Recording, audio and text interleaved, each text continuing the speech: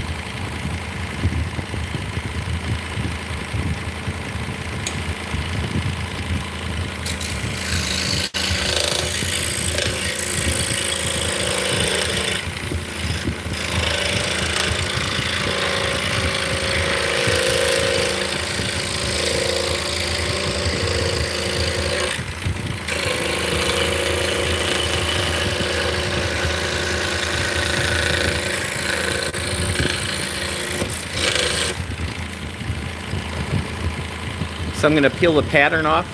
We put blue painter's tape down and then glued the pattern to the top. So we basically made a sticker pattern. We can just rip off.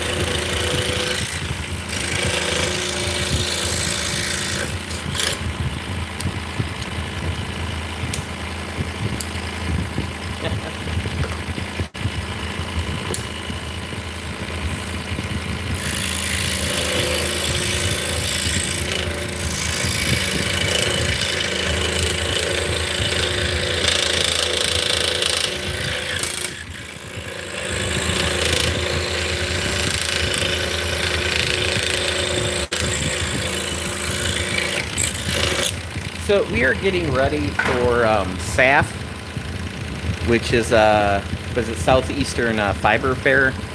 It's in Fletcher, which is near Asheville, North Carolina. So we got about a week of production before the show, and I just got a wholesale order from Iceland. So that's why we're here. That's why I'm here today. So I'm knocking out 30 of these. Hopefully between today and tomorrow, so that way it's not going to affect the show inventory. But I want to get it out before we go to the show because we're going to be gone.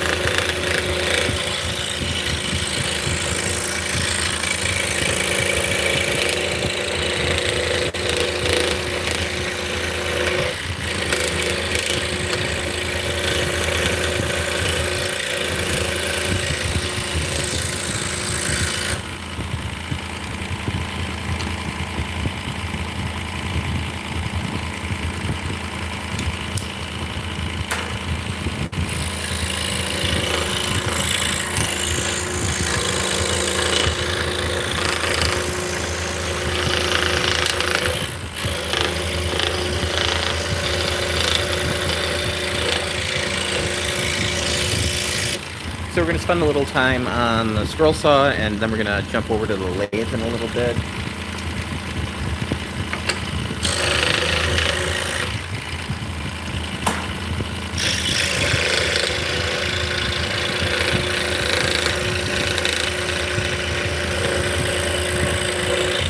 So I'm using an Olson Mach Speed blade right now. It's a number 7.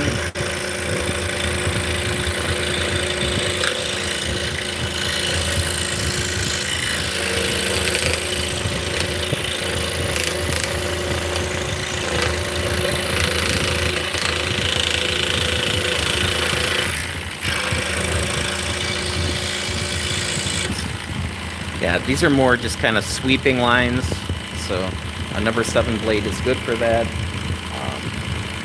A lot of people use number 5 blades, which is great. These just cut a little bit straighter. A number 5 blade is smaller.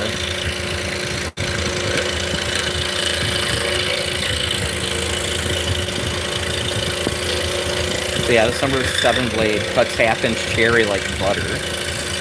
Good stuff.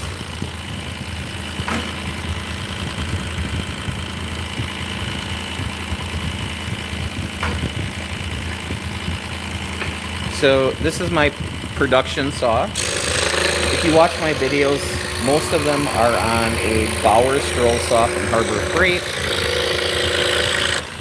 The reason I do that... Hey Trevor, how's it going? This is a more expensive saw, and I'm doing beginner videos, so I don't want people starting out thinking they have to run out and buy a $1,000 saw to get results. So, take that, son.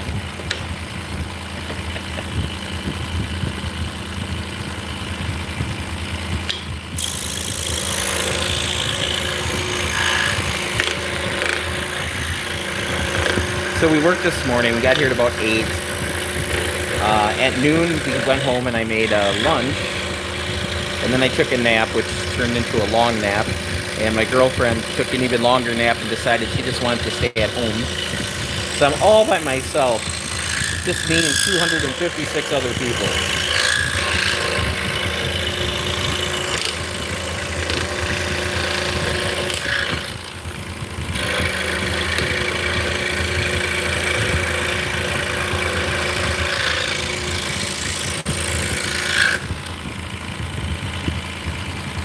Okay.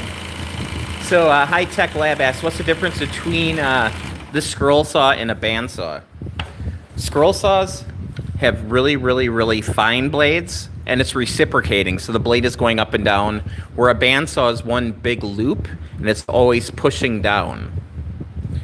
The big advantage of the scroll saw is you can drill a hole, put the blade through the hole, bring the saw blade down, and then you can cut internal cuts, which you can't do on a bandsaw.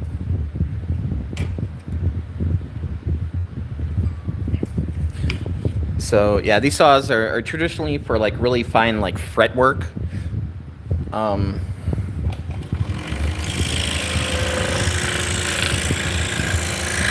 So by having such a tiny, tiny blade, you can make really tight corners.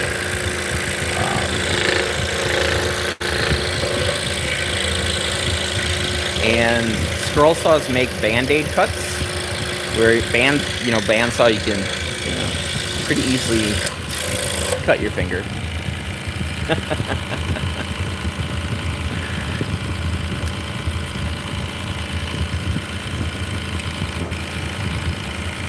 As far as I'm concerned, this is one of the safest saws in the workshop.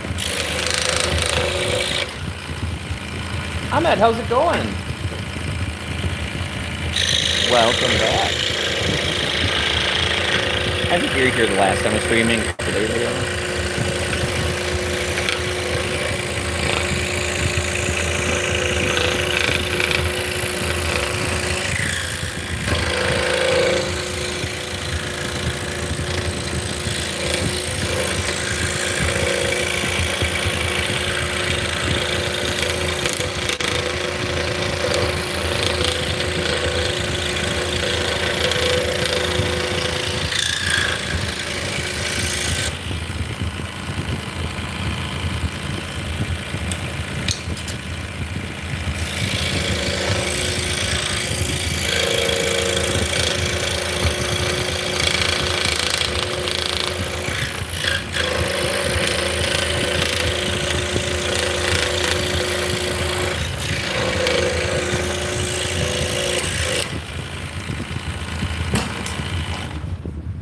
All right, so we're gonna go through the ones that we just cut out, and we're gonna cut out the mortises.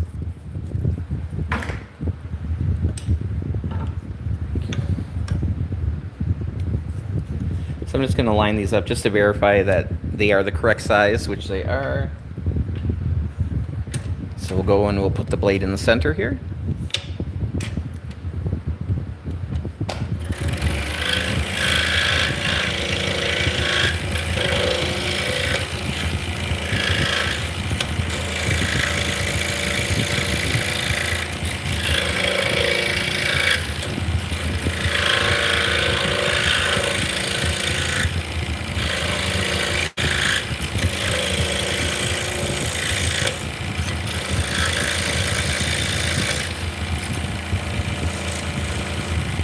All right, we'll do a test fit with the yarn.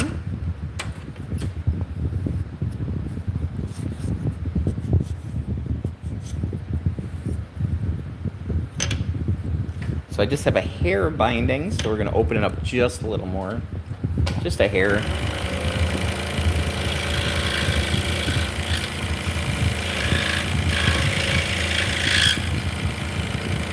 I'm only taking off like a millimeter.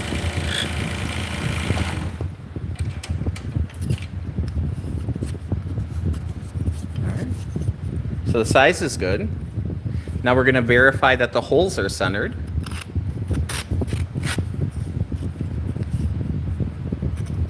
There we go.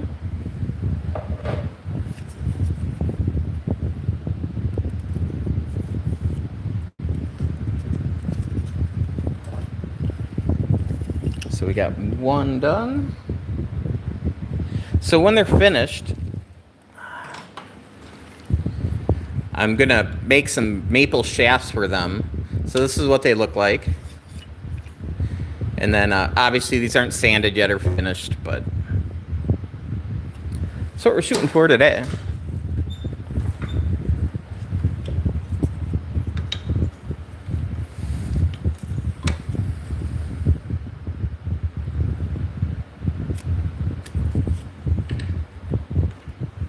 So it might be hard to see, but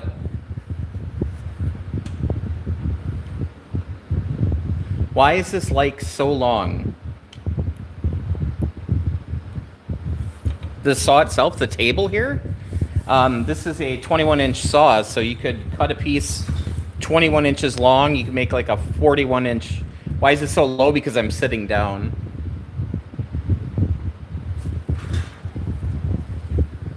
Oh, why are the likes so low? Yeah, I couldn't tell you. I mean, I got 4 already. I mean, maybe they just want to keep it to themselves. You know, if you start doing likes and, you know, double-clicking the screen or putting the heart up there, more people might show up.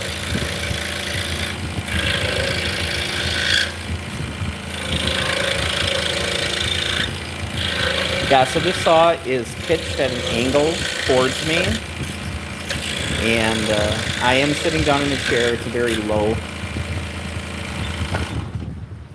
How many of these have I made already? I've been making these professionally since 2013.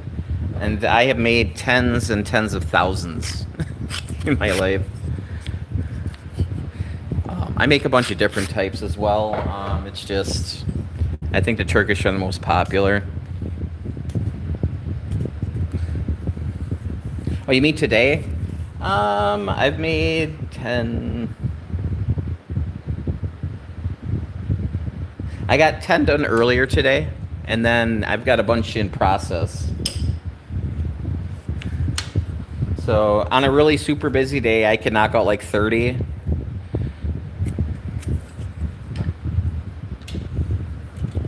So, hey Greg, how's it going?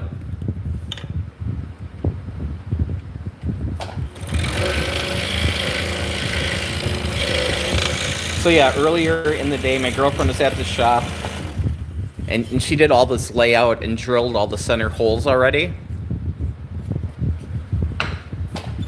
So I got a whole bunch ready to cut.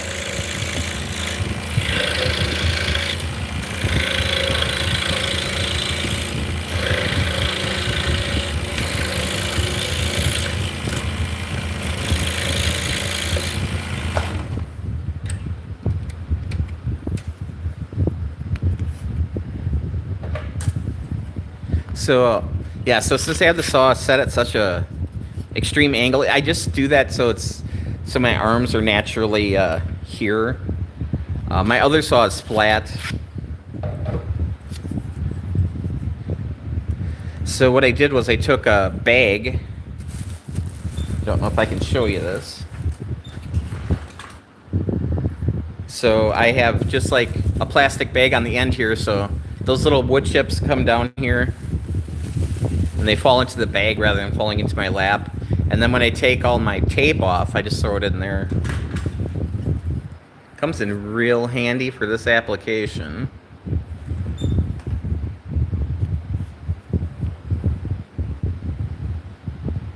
Oh yeah. So Ian says you have to be careful when changing spark plugs because I slammed my hand into the frame of the snowblower because the wrench popped off. Yeah, that's a good way to round over your bolts too. I used to be an assembler at an automotive plant, so I could feel your I could feel your pain. You now have a permanent scar. Oh yeah. Yeah. Scars are fun.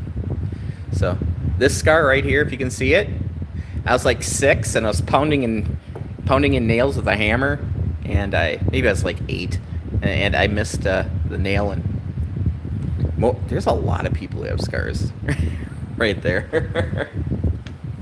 Yeah.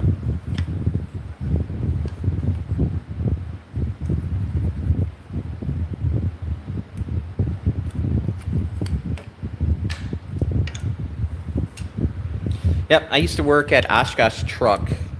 They make a lot of military vehicles and like big snow plows for airports.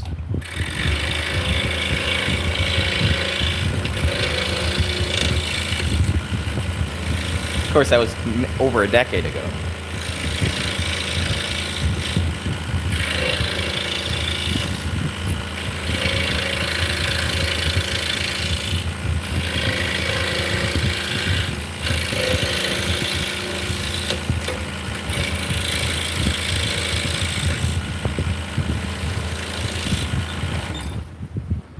Hey Vern, how's it going?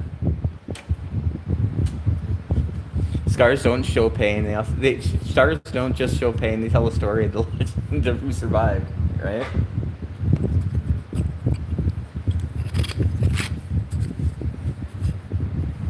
Yeah, my hands are pretty beat up. When I was like 14, I put a razor blade through my knuckle and cut through the tendon. It was being held in place by like 2 strands. If it would cut just a little bit more, the tendon would have shot back in my arm, and then I would have a huge scar.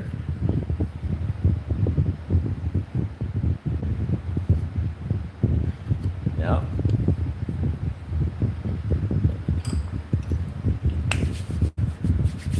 Yeah. I don't know if you can see it or not, but there's a huge scar there and a huge scar there as well, where I had carpal tunnel surgery. This one's kind of hard to tell. Another razor blade injury. Fun times. You slice a piece of your thumb off? Yeah. Sucks.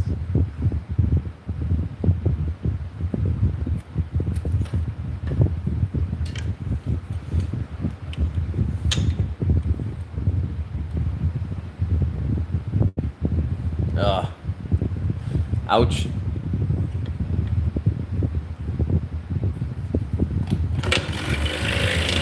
Yeah, I've cut the tip of my finger off on the table saw. I've removed a big chunk out of the tip of another finger on the router when I was younger.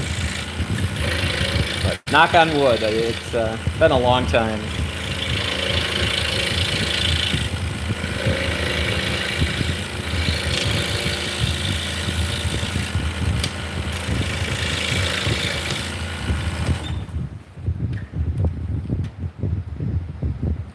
Ooh.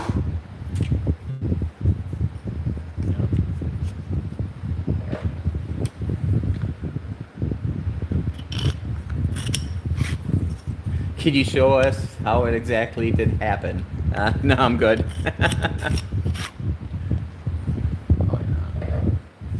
Yeah, I had the stereotypical shop teacher. He was Missing a couple fingers as well. Prerequisite, you know. I am making Turkish drop spindles that are used to spin yarn. I have one that I've been working on.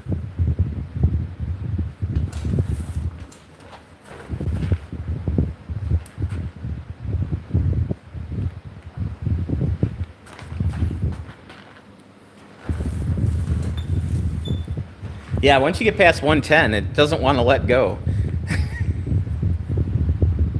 Yep. Yep, so this is the yarn I've spun. This is wool. And when you're done, you pull the shaft out here. The arms come apart, and then you have a center pull ball. So, yeah, that's what we're making.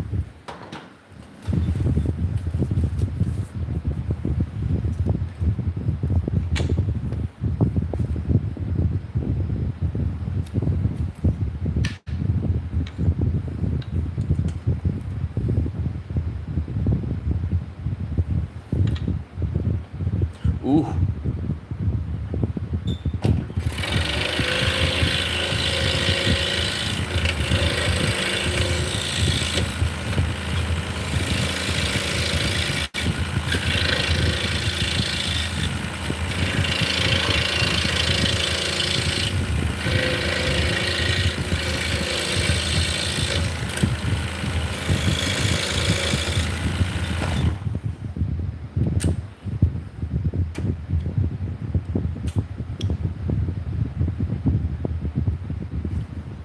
Yikes. I would have taken the rest of the day off.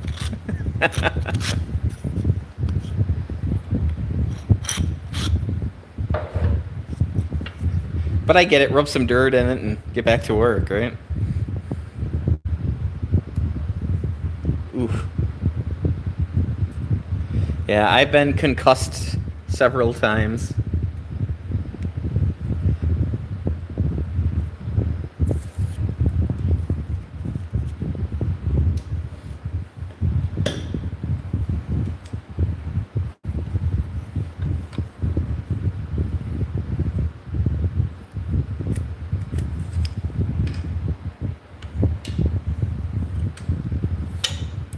Yeah. The last time I got a concussion, I was working on a moving assembly line, and I had to slide under the truck to tighten some bolts. And I misjudged my creeper, and it kind of slid on me, so I kind of moved back real quick and slammed my head up against a hub. That was a ride to the hospital in an ambulance.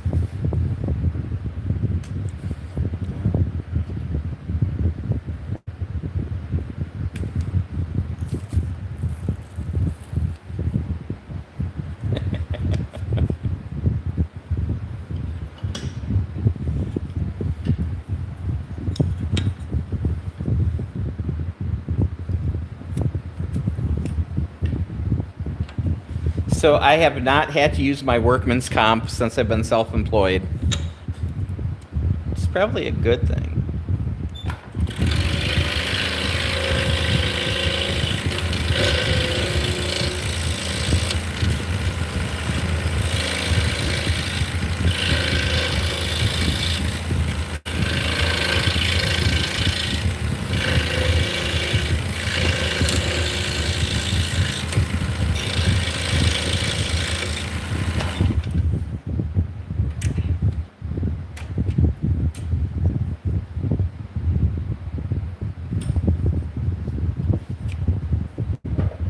Hey Jose, how's it going? How much do one of these cost? When they're done, Like, depending on the size, they go from like around $20 and up. I think these are like 27.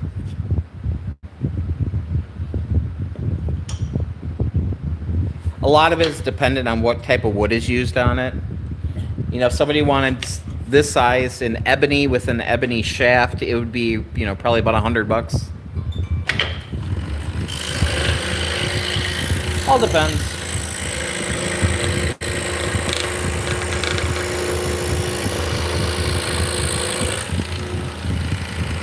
What's the largest one I've made? I do make a plying spindle where the arms are like that long, so about twice this size. The size is really dependent on how thick the yarn you're spinning. You know, if you make a really big heavy one, it's only going to be good for like plying really thick or making art yarn. So I'm making Turkish drop spindles that are used to spin yarn. So this can be for the spinning wheel. So you take a bunch of fiber and then you spin it into yarn. Oh, the carving machine. This is a scroll saw.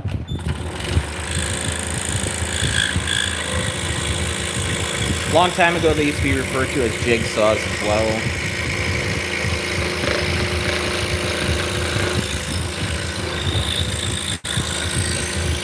So scroll saws have tiny, tiny blades and let you cut intricate, very fine lines.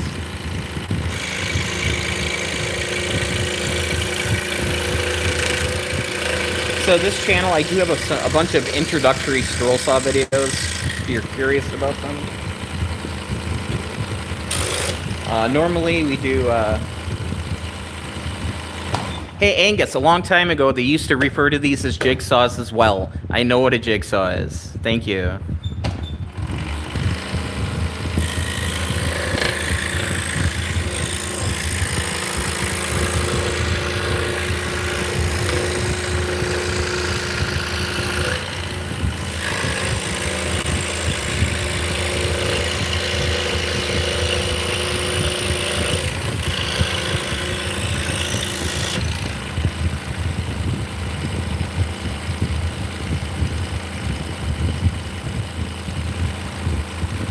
I would almost think that this would be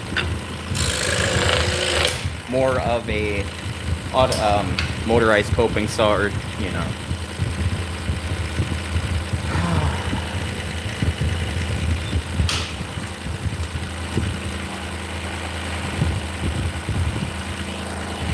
So we are making spindles today.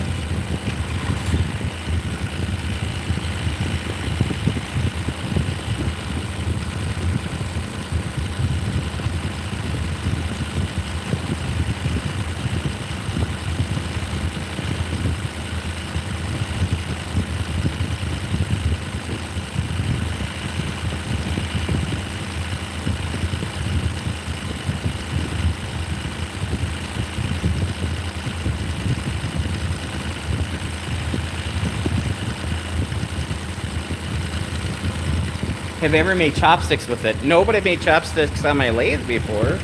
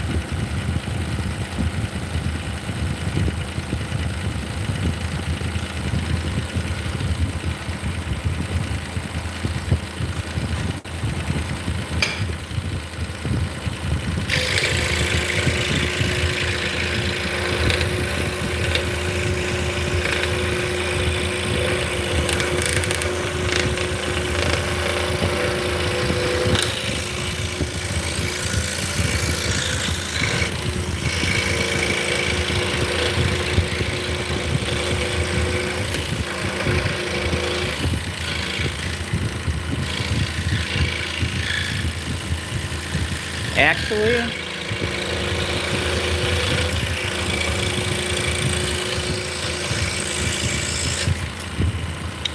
It's a reciprocating blade. It's similar to a sewing machine going up and down, but there's no feed dogs.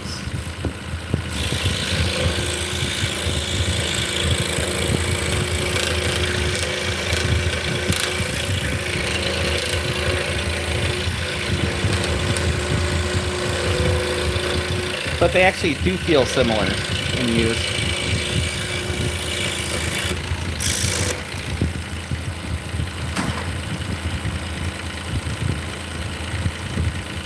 And they work fine? Heck yeah.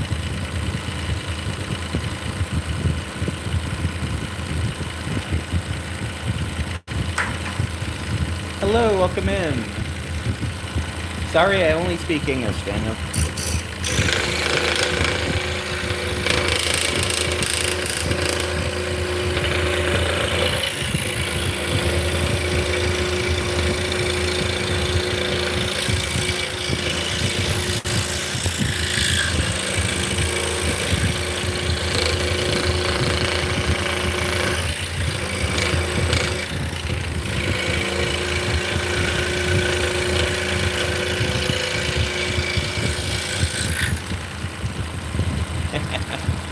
Yes, it's a scroll saw.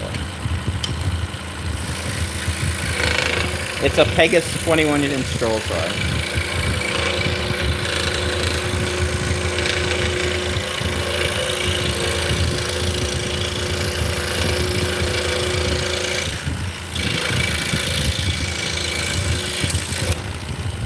We're making drop spindles for spinning yarn.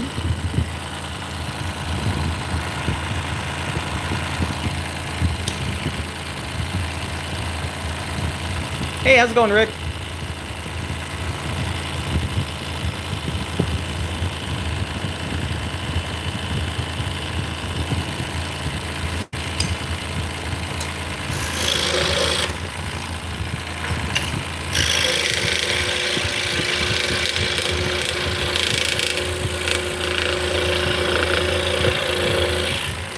Name of the machine, it's a Pegasus 21-inch precision scroll saw.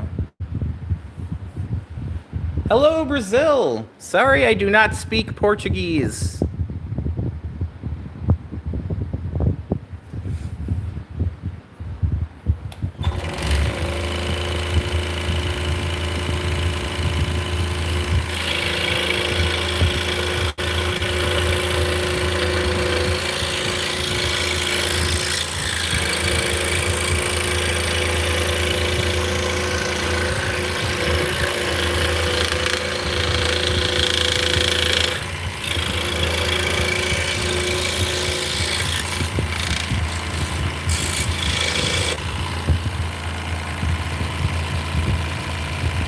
We're making Turkish drop spindles today. They're made out of cherry. So we're cutting out the arms now. I got about another, I don't know, dozen or so to go, and then we'll hop on the lathe and we'll start turning the shafts.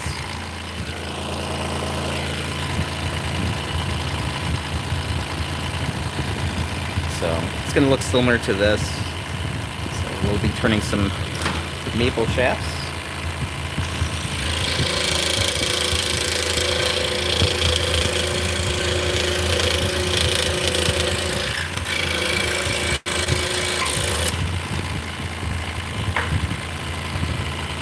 Yeah, I have a bandsaw.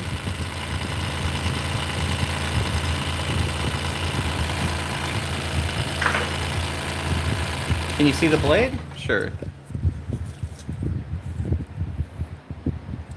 So it's 5-inch blade.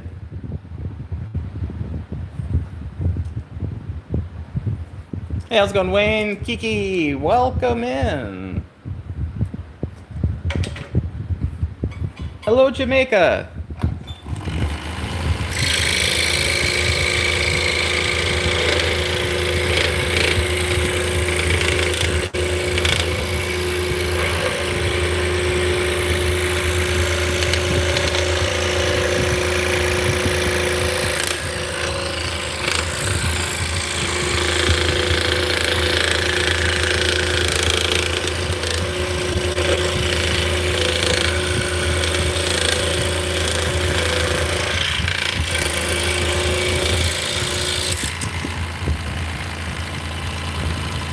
It's got to be the saw.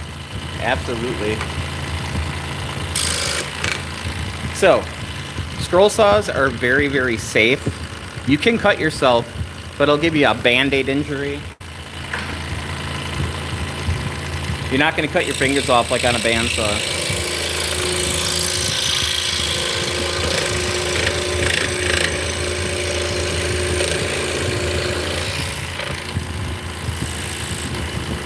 Yes, this is a scroll saw.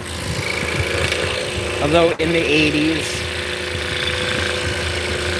some people did call them jigsaws. But we're not going down that road again. So I've been using a scroll saw. My dad brought one home when I was 12, so 1987.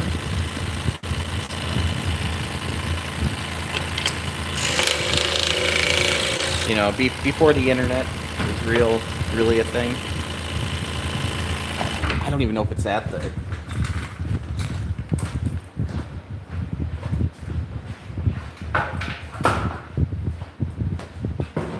I had a package laying around.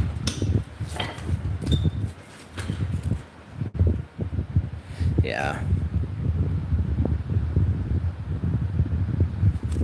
They're not very thick. Yes, scroll saw. We're making spindles for spinning yarn.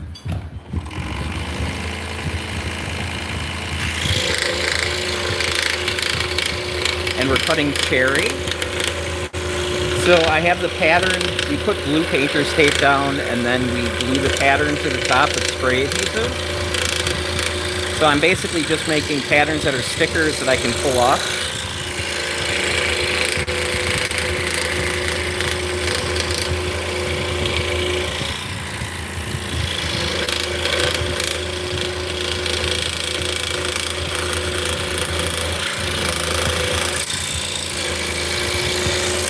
Yes, this is a 1/2 inch cherry.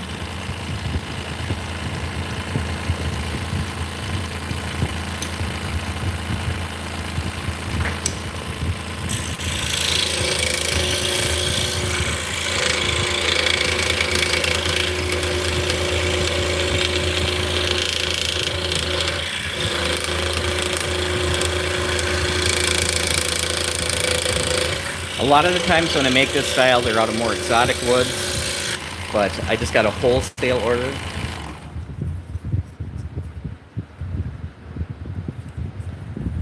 So I got a wholesale order for, they're going to be teaching classes, and they wanted something a little less expensive, so we're going with cherry.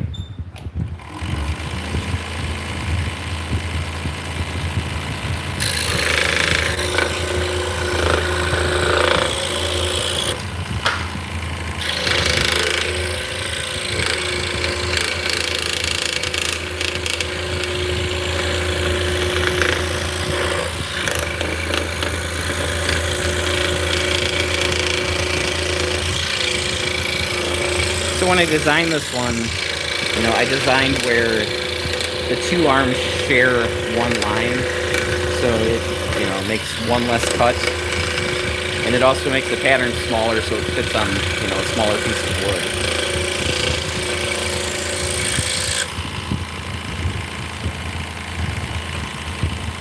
How many TPI per inch? I'm not even sure. It's quite a bit. I think it's...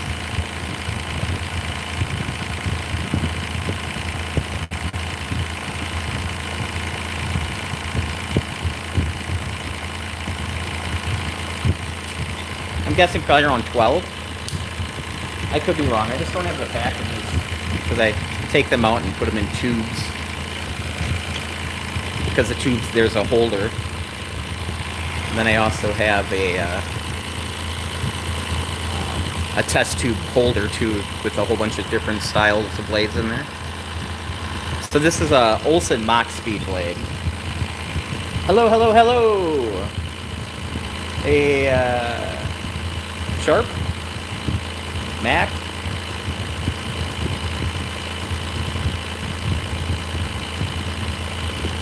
Elvelsa?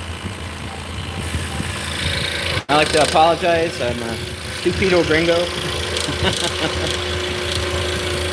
If I slaughter your name, I'm sorry.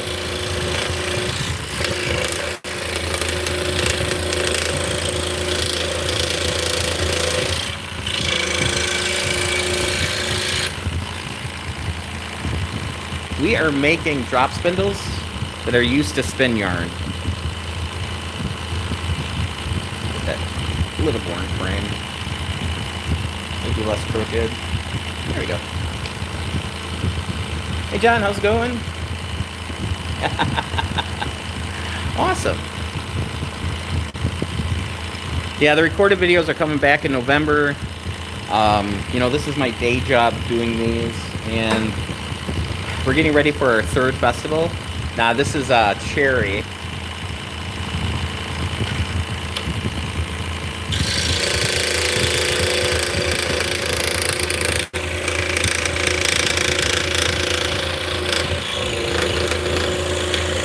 I like Cherry. It gets a nice patina over time. Machines well.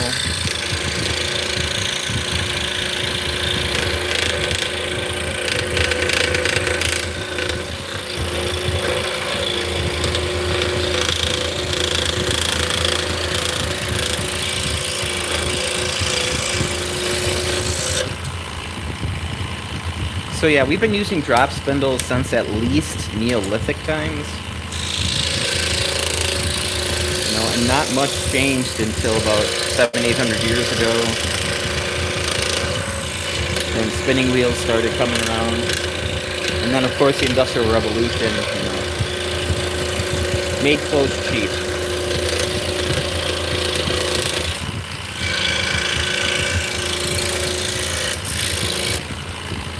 I'm gonna try my best not to cut my finger, Blue Band. Give away the secret, the pieces are pre-drilled.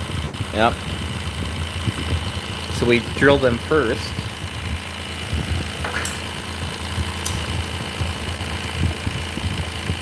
That way everything is, you know, already aligned. And hello, Blue Band. Hey, I'm gonna say MJ and. Is it Amory? Amory? Welcome in, guys.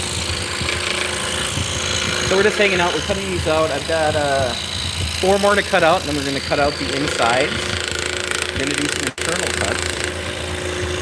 And then when we're done with that, we're going to hop on the lathe, and we're going to start turning shafts for these.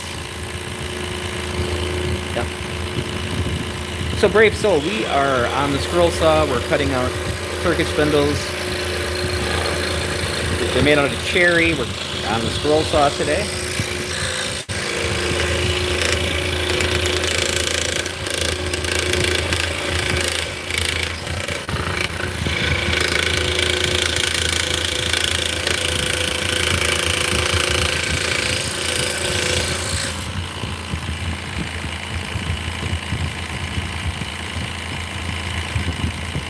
Cherry in Spanish means chorizo. Hey Carter, this is a 21-inch Tegus.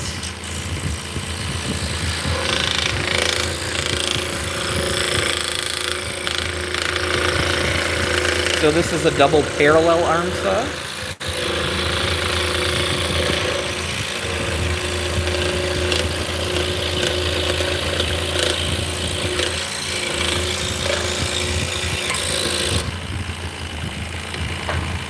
Which is, this saw is very much modeled after the Excalibur saw.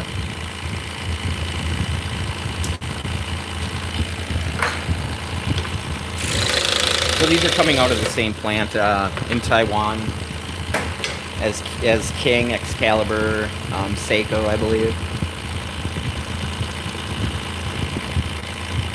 Hello, Rashid. Gonna cut 4mm aluminum. So that would be a millimeter more, right a little bit more than an 1/8 inch. If you got metal cutting blades and turn them way down, I don't think that would be an issue. It would take forever.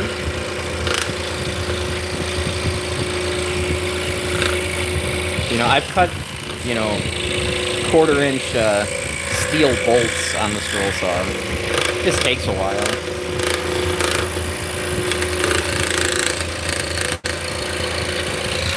Yeah, you can get jeweler blades, metal blades for these.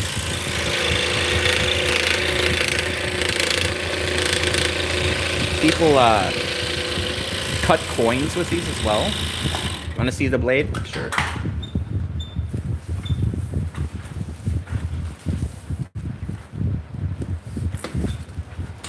Hey, how's it going, Highlights? So this is the number 7 blade. This is the blade that we're using right now. Get really close. It's kind of hard to see the teeth.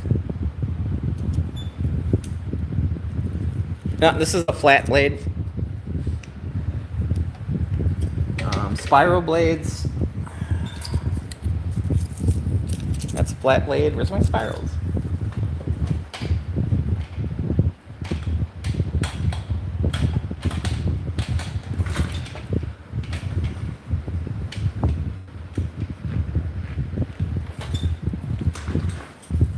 Hey, Love Deep. Official.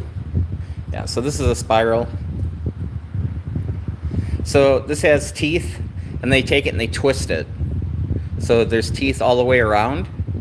That way you can cut without moving the... You can keep the wood in one spot and just move it around. Where with the flat blade, you got to guide it through. If that makes sense. It is a delicate blade. Number 7 is actually got a pretty big one. They go in odd numbers. They make a 9, an 11, a 13, which I don't have any here. They come much, much, much smaller. So this one is a 2.0 blade. See how tiny that is? It's like, there are teeth on that thing. It's just super, super tiny.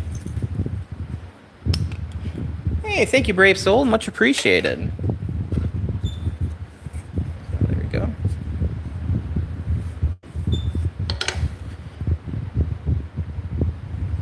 The downside of the spiral blade is the flat blade gives you a nice surface finish, where a spiral blade kind of just chews the heck out of the wood. I do use spirals. Here, let me show you something. Thanks again, Brave Soul. So, cutting something bigger than the saw, a lot of times the spiral blade will come in really handy. So, above my doors at the shop here, this anti-disestablishmentarianism sign. I have a video of me making it. I used a spiral blade just because this thing is like 4 feet long. So I wouldn't be able to cut it out on the saw without a spiral blade.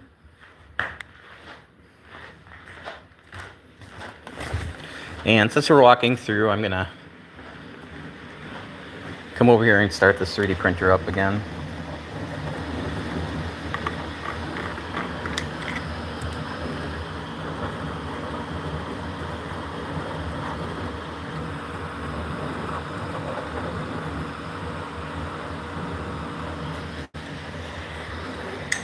So we have some dragons going.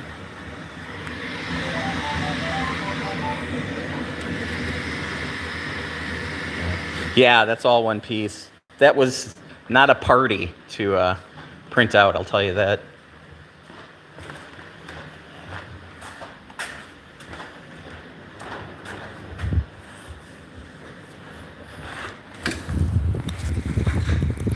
Yeah, so we have about a week before we have to leave for a show in North Carolina.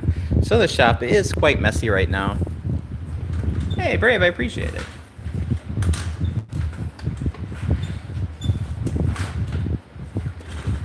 So we've been, you got all the cool gadgets. Yeah, it's only taken, years and years and years.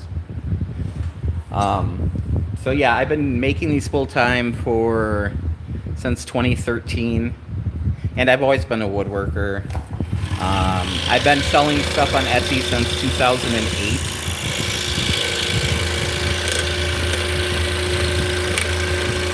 So my newest acquisition is I bought a CNC machine, and I knew I wouldn't have a lot of time to learn it because I have all these shows going on, but I did get a couple products. I'm not selfish. I've been referred to a lot like, you know, Mr. Rogers or the dude with the afro that paints. The happy little tree guy. So, okay, let's see. Medical asks, what 3D printer would you recommend for a first unit? And I'm confident in getting really into 3D printing. Very familiar with 3D design software already from the biomedical engineering degree. Cool. Depending on what you want to make, you know, if you want to be using more exotic filaments or whatever. Bob Ross, thank you, Dances. Hey, Dances Aardvarks, long time no see. Welcome in. You know, I hate to say it, I'm a big fan of Bamboo Labs. You know, if you just want a little thing to start tinkering with, the A1 Mini is, you know, for the price, it's an amazing printer. If you want a bigger bed, mostly designing new inventions and parts and stuff. Well, if you want to make stuff out that's going to be stronger than just PLA, you probably want something enclosed. I got a couple X1 carbons with the AMSs, so you know you can print multicolor. They do a really good job. Yeah, you know, I've had, you know, Creality printers, King Room printers. It's just, yeah, they're fine if you want to spend your life tinkering. But, you know, you could go in the, you know, you can go and buy a printer that's a clone of like the X1 carbon. You know, Creality makes the K, is it K2 or whatever. But, you know, Creality tends to come out with their stuff pretty quick, and it's going to be a little buggy. But that's just my opinion, you know. I've had quite a few Ender 3s, and, you know, they're fine. But if you're just starting out, if you get like a Bamboo Lab printer, you won't have to sit there and wrench on it and spend all the time trying to level everything. And in my opinion, it's definitely worth the money.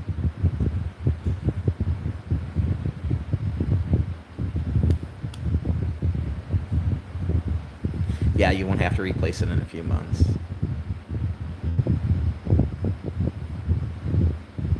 Yeah, Dan says, I don't think so. I don't think they will do that.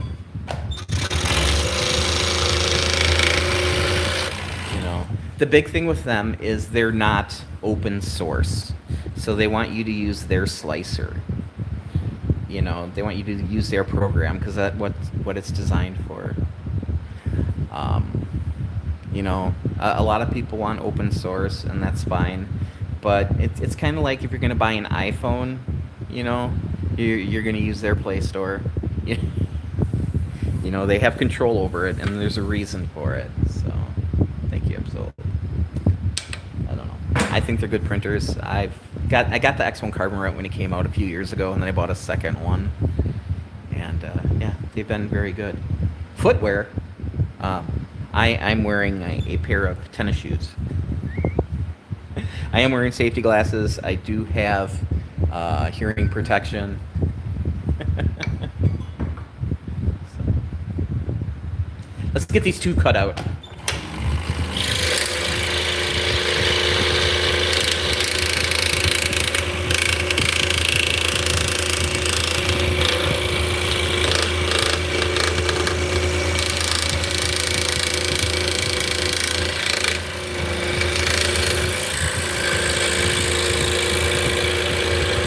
So scroll saws do take some practice.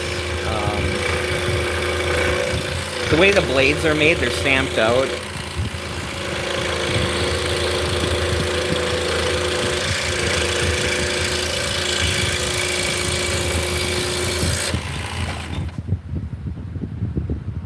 Do I turn the spindles? Well, I turn the shafts on them. And like top whirls, you know, other spindles I do. The maximum thickness, I believe it's about 2 inches. It's a 5-inch blade. It might be 3, but I wouldn't cut anything really super thick on this. Once you start getting into the thicker woods, then you want to get a bandsaw.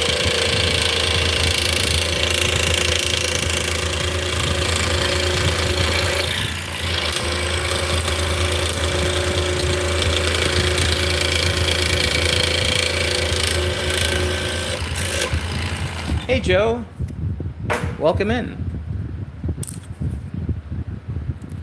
But if we look at the surface finish, you can see how it's shiny. So you're not going to get that finish off a bandsaw.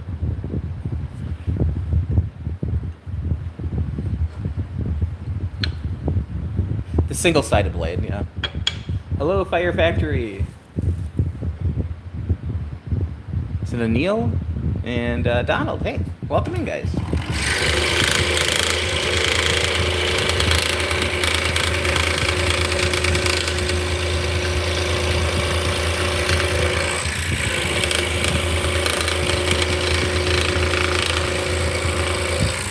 Hello.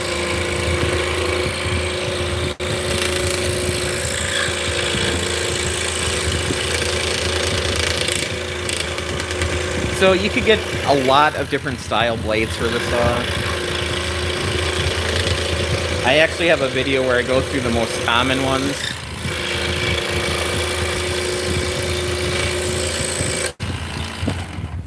So, I'm sorry I only speak English. Where this is a modified geometry reverse tooth blade, which means that there's all the teeth, the majority of the teeth are pointing down, so they cut on the downstroke, but on the bottom there's like an inch where the teeth face up. So what happens is it doesn't leave you a bad surface on the bottom. You're not going to get tear out on the bottom. Like on a bandsaw, it's going in one direction, so it's going to come down and it's going to kind of rip the fibers on the bottom. Same thing with normal scroll saw blades that aren't reverse tooth. So you can get different size teeth, different spacings. Some of them will have like 3 teeth facing down, 1 tooth facing up, 3 teeth facing down. There's a lot of different styles and sizes.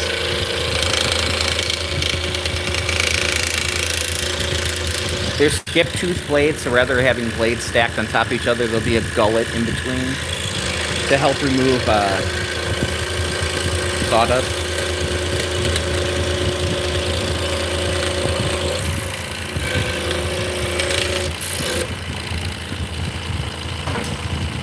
I didn't have a chance to see that, Santa. Alright, now we're going to go in and cut out the centers here.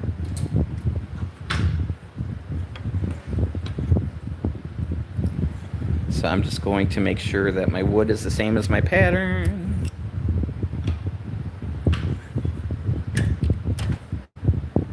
So now we're going to be doing internal cuts. How long does the blade break? A lot of people say if you're using it constantly for 15 minutes, the blade's done. I tend to run my blades for a couple hours depending on what I'm cutting. When they start getting dull, I'm going to re-swap them out. When you first start, you're going to break a lot of blades just because you don't have the tension correct, and the feed is all by hand, so you kind of have to get a feel for it. You know, I don't break a whole heck of a lot of blades these days, but they do get dull, and I do replace them. So, you know, sometimes when they start getting dull, I know I'm going to be breaking the blade. So far, you know, it's been a little over an hour, and I was using this blade. I probably got 2 hours on this blade right now, but cherry is not extremely dense.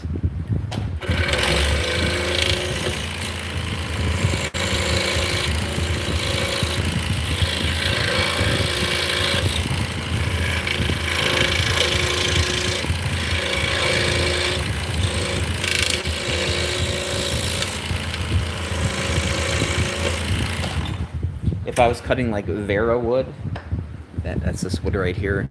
It's also known as Argentinian ligamento. This wood here is super, super heavy and very dense. You throw this in water and it's bloop, and it's on the bottom. It's super, super heavy. So this will go through blades really, really quick. Where like the zebra wood here is much less dense. You can almost, it's very open, very porous, very large pores. This stuff, you know, you could go a long, long time on one blade. Blades break.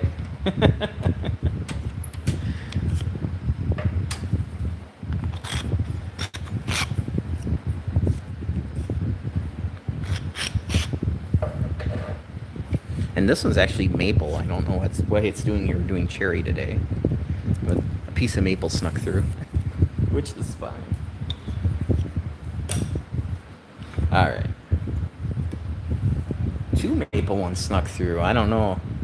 I think when my girlfriend laid these out, I don't know what she was thinking. Actually, we needed 30 for this wholesale order, and I think she said she laid out 32. So I think these 2 will be the outliers. Yeah. Yep, it's a Pegasus. It's a 21-inch.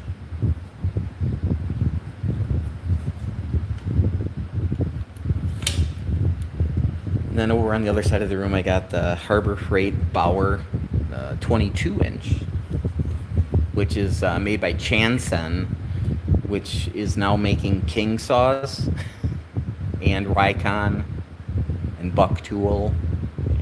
Just, yeah. Well, Chansen makes Rikon tools, and they also make Nova.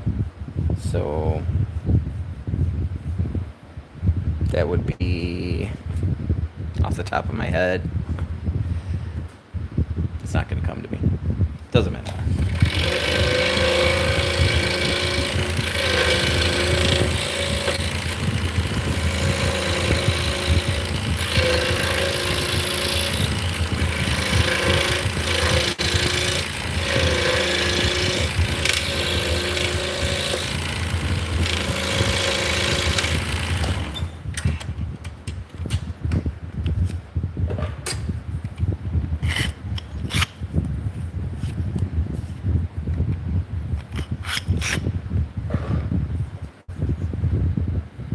Peel the pattern off.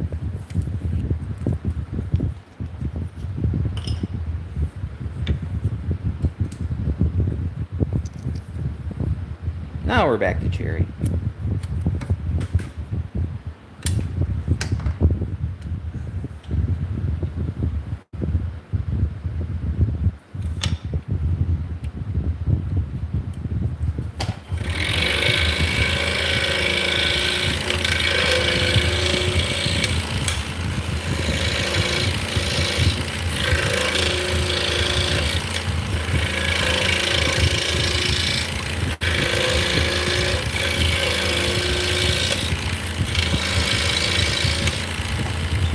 Hello. Make sure that fits. I'm going to take this rat tail bastard file and push it through. As long as it fits through there, we know we're on center. Pretty nice.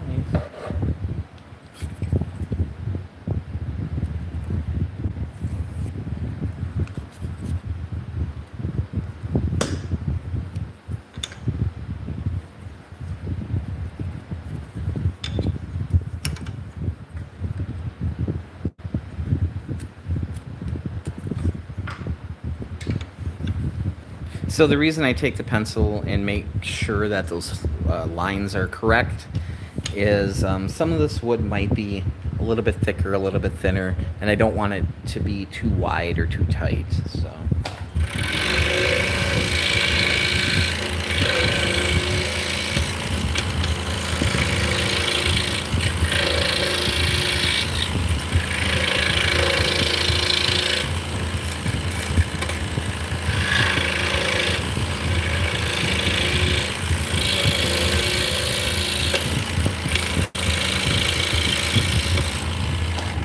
So I could just cut it out by going around, you know, but then I'm not going to get the really crisp corners, they'd be more rounded over, and I want them to be very crisp.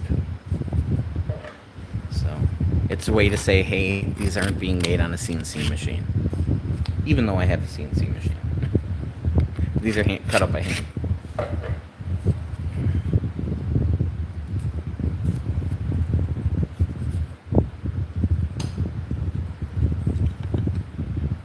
So yeah, we're going to finish these up, and then we're going to jump on the lathe. So got probably about 20 minutes, and then we'll be on the lathe throwing wood chips all over the place.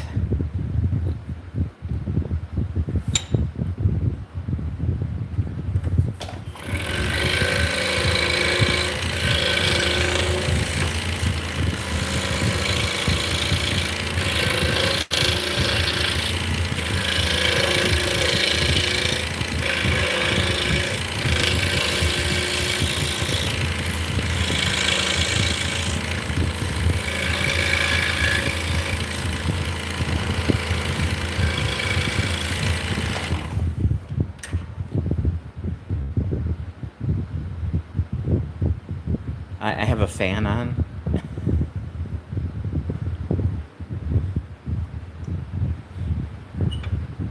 So there's a box fan behind me.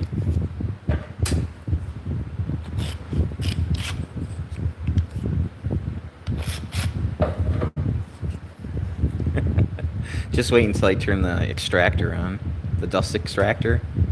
It's gonna get a little loud. It's in a different room though. If I shut the door, it's not too bad, but you can hear it on the lathe. You can hear the suction.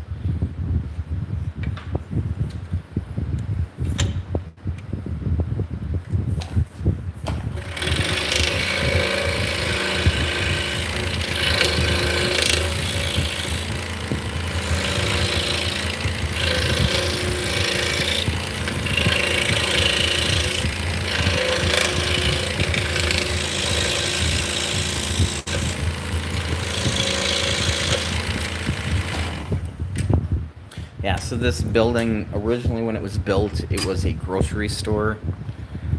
It's one of those downtown buildings where all the buildings are stacked next to each other. It was built in 1900. We've got like 12-foot ceilings in here, but there's no air conditioning. So I am in Wisconsin, so things are cooling down. I mean, it's 64 degrees outside, but I really don't have windows to get the cold air in here, so it's still probably in the 70s in here. But, you know, in a month or two, you know, it's going to be running the furnace. So I lucked out. I've been working out of a garden shed, like a 10 by 10 shed, and then I had a 10 by 10 foot, 100 square feet.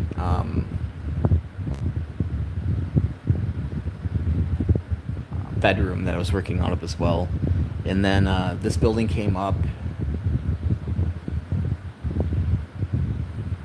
Even arcade, that was the same. Nice. So this building is like 5 minutes away from my house.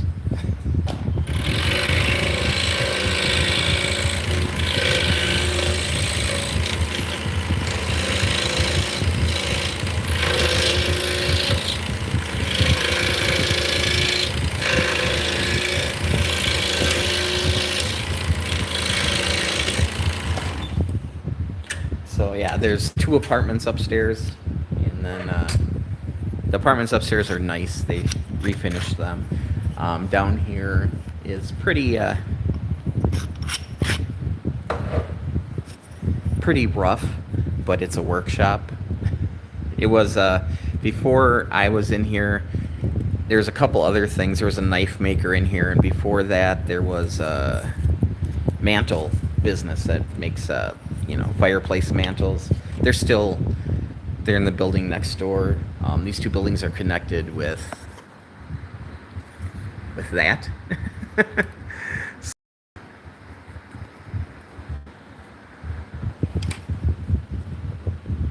Yeah, I'm renting it right now. Oh, that sounds like fun, Daniel. Yeah, I got a 3-year lease right now.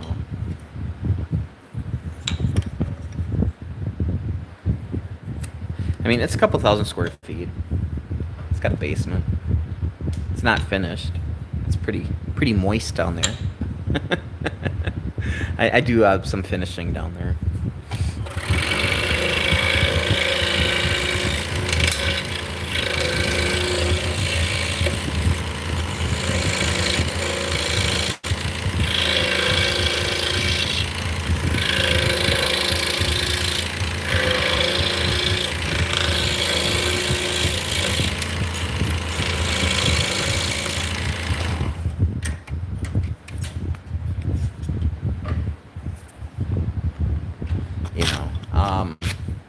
We were planning on moving, but this is just in a really good location.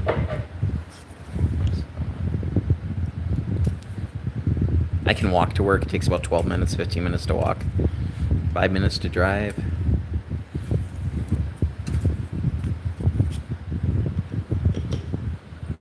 So I'm in a little town, so there's the downtown is in existence because the railroad put in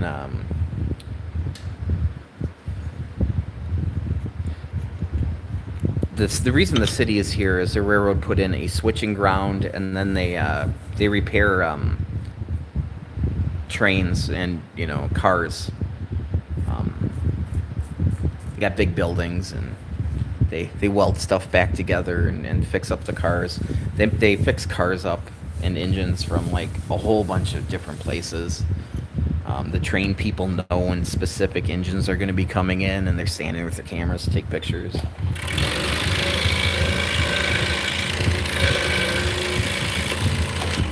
But the town next to us is big, so this downtown frizzled out.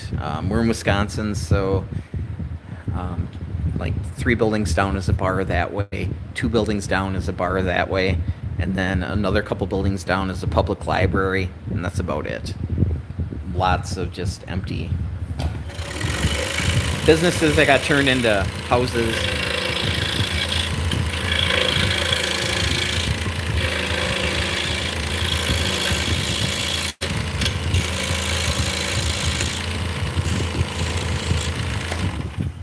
I could throw a baseball and hit the police station, fire station from where I'm sitting.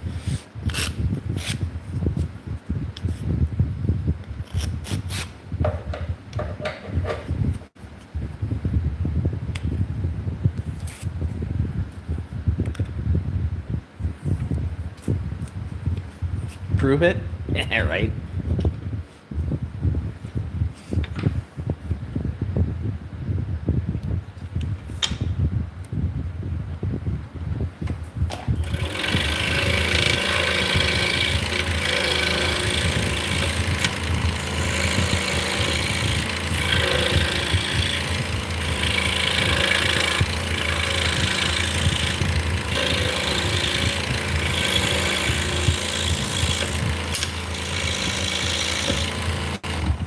I mean, we got a small room up front that could be used for retail.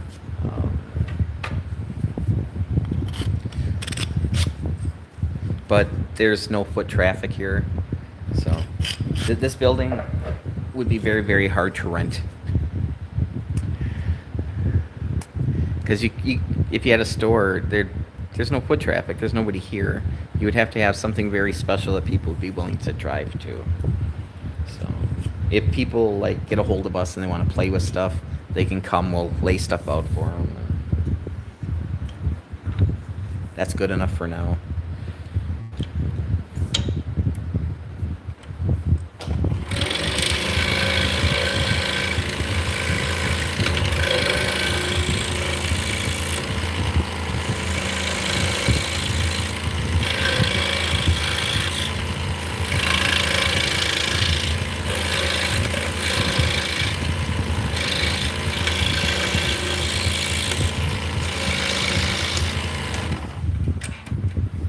We got one more, and then we'll head over to the lathe. I think the lathe is a little bit more interesting.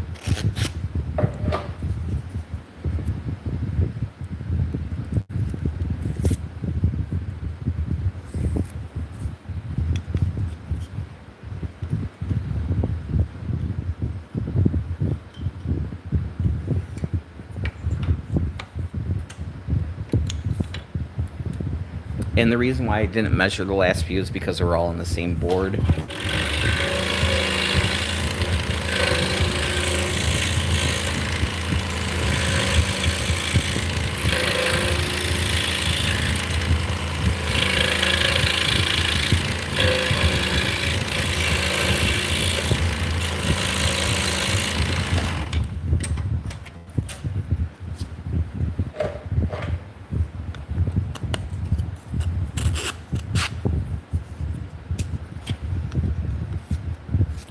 Widen this one up just a little bit.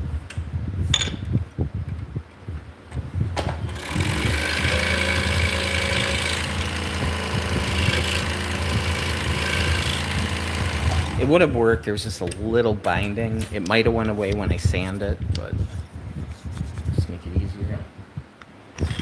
We'll verify that that's good, and then we'll get moving here.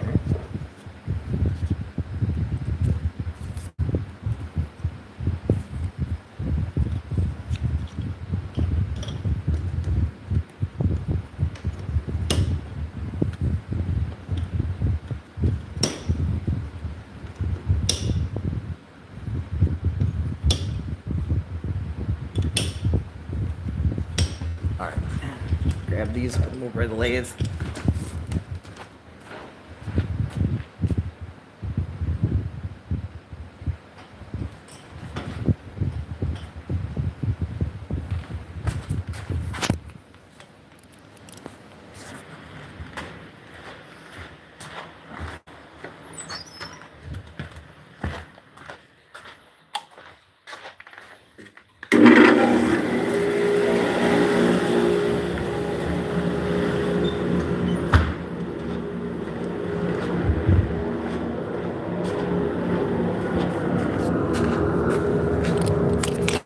Come on.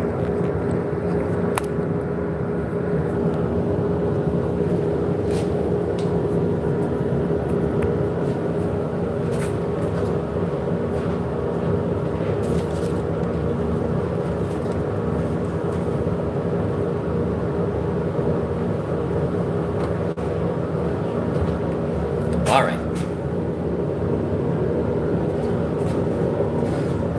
You need to close the glass gate.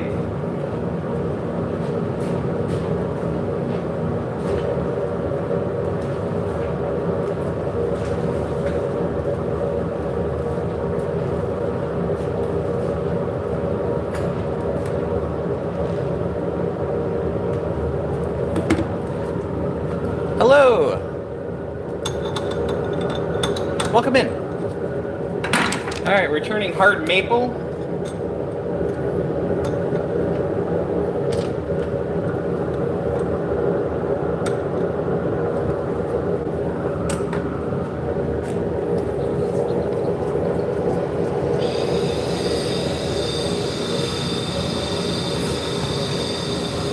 So I used to use square stock. I would go and buy 8/4 inch or 6/4 inch thick hard maple, take it to the bandsaw with the resaw blade on, and just make it into, you know, 1/2 inch squares, and then turn it from there. But getting hard maple doweling, it's a little more expensive, but I don't have to do any of the processing, so it saves me time. I ordered oversized, and I'm going to bring it down to the size I need, so I'm going to be using this wrench or spanner as a caliper. So right now it's too big, so it won't slide over.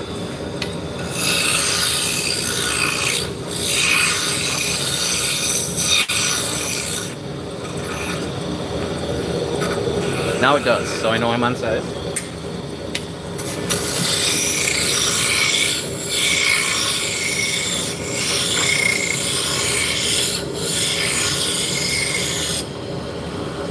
So we were using a roughing gouge to bring it down. We're getting close, so now we're going to switch to a spindle gouge, which doesn't take up as much material, but it leaves a better finish.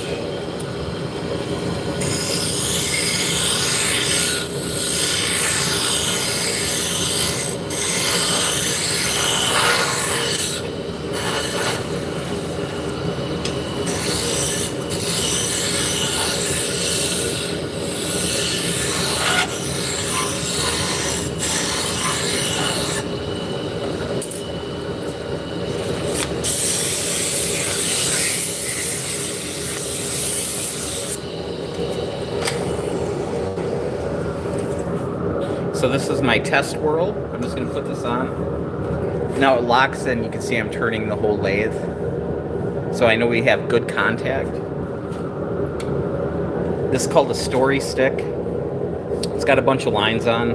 So I could transfer those over so that the first one will be the same as the 10,000th one. So I made a cutout here to register against my jig. Now I can transfer the lines over that I need.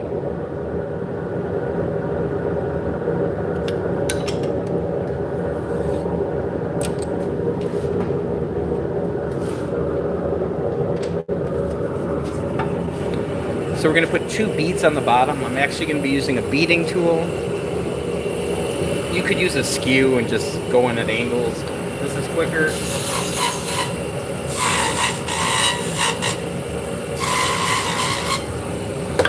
Then there's a finial on the top. Hey, it's Santa Claus. How's it going, Nadia?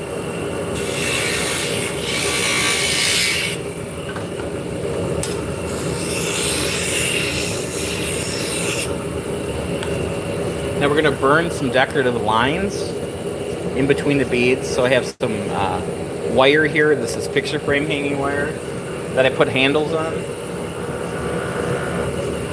So it's basically a garrote. Then we'll sand it out.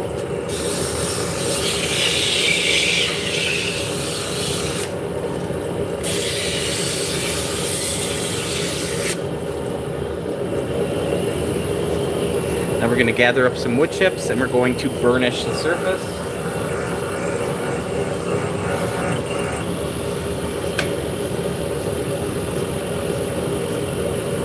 And we're going to add some wax.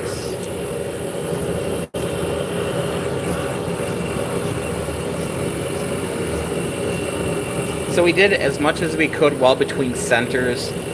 Between centers just means, in this case, it's clamped into the chuck. And then on this side, we have a live center, which is a pin with a bearing in it. So that's spinning around. Since it is chucked in the back here, I'm going to form the finial on the top. Then we can back that out of the way. Just sand out the top here.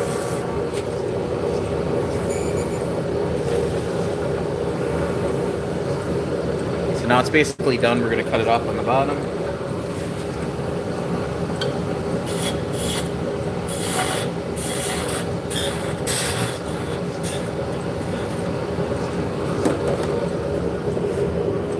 So there you go, this is an 8-inch shaft.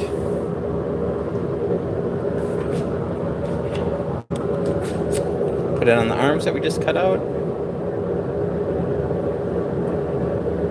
Spinning nice. I'm happy with that.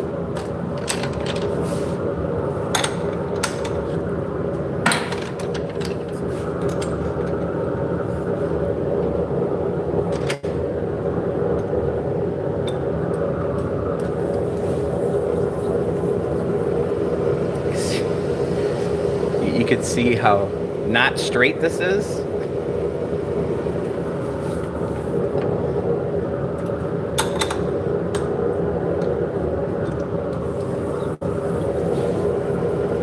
And that's why I order them oversized.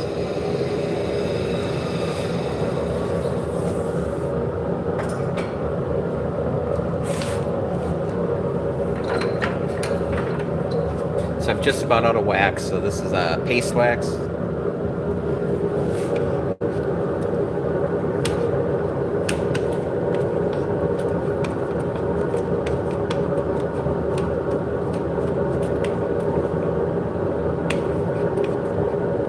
Normally I have a spoon here, but for some reason I don't.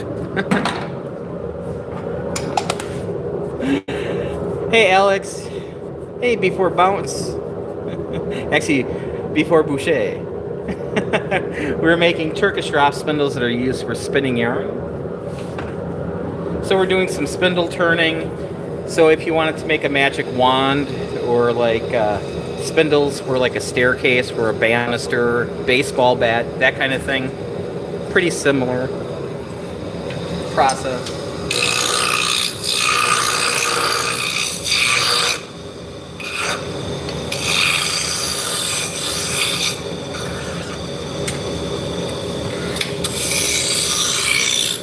pays the bills. Hey, Willie. So you could see how that was bent and how they had so much vibration. Now we're going to back it off and look at it. Now it's running smooth because we were able to take off that material.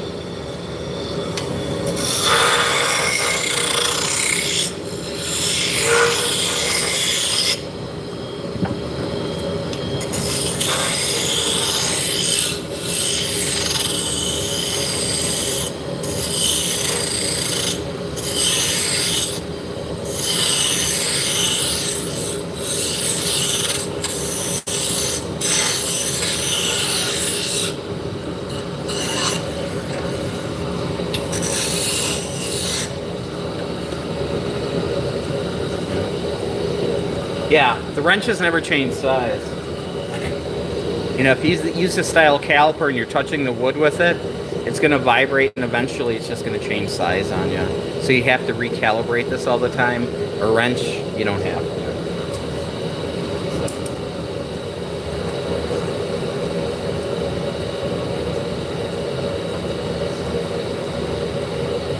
We are making drop spindles for spinning yarn. I'll bring over my little cheater. Aha!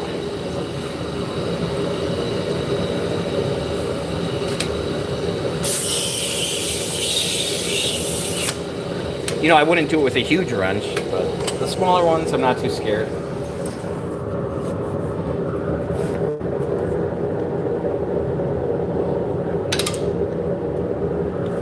We have to bring it back just a hair more.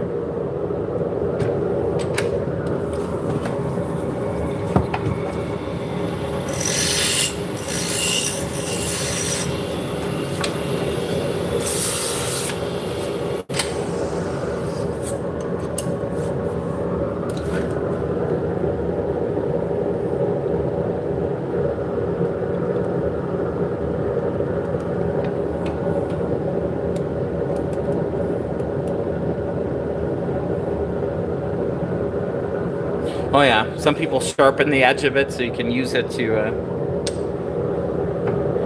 cut with. I'm just doing a lot of supporting. I'm not grabbing onto it, so yeah, I'm not burning my fingers. These are so thin that I have to support them. You can see I'm bending it. If I wasn't supporting it, it would have a lot of chatter in it. So if I'm turning bigger things, I don't do that.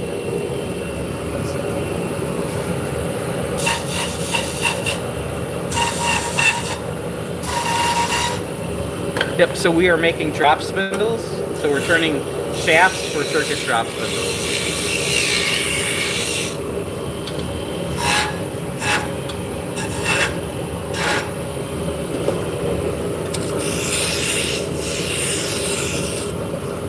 Yeah, exactly. Outside reamer.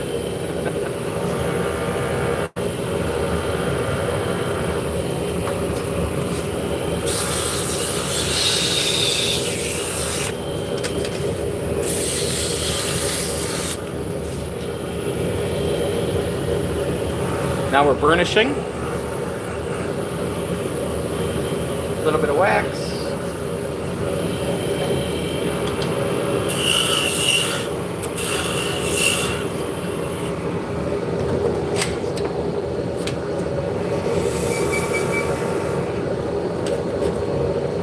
Actually, this is a wood lathe. This is a Laguna Revo 1216. It's a midi size lathe. So the 1216, you could turn a 12-inch bowl, and the bed is 16 inches long.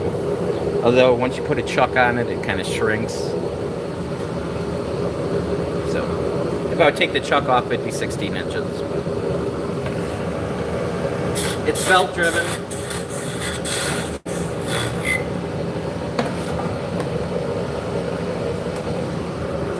And it does have pulse width modulation on it.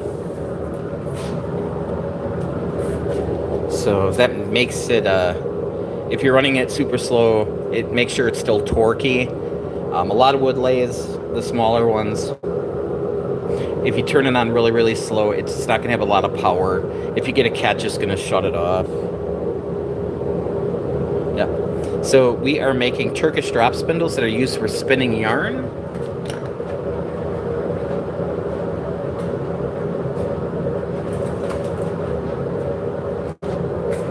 So you would take fiber like this. This is wool. This is top. You can call it roving if you want to. So, because of the chuck. Yeah, the 4-jaw chuck just, you know, it holds it so I can work without being between centers. So I can work on stuff with it hanging off the edge. So, yeah, this is wool that a sheep got a haircut. They washed it, they carded it, they brushed it so it's all in the same direction. So you would take that and then you would spin it into yarn on the spindle. This came before spinning wheels.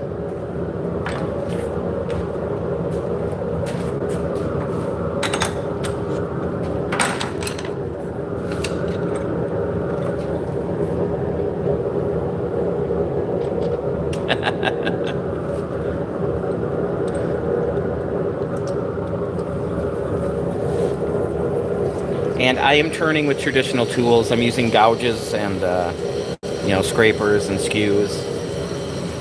Another option is carbide.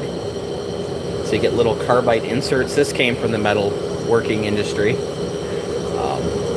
So you get these little carbide pieces, and then when they get dull, you turn them, keep working on them. When it all gets dull, you throw it away and you put a different insert in. These are all scrapers. Super easy to use.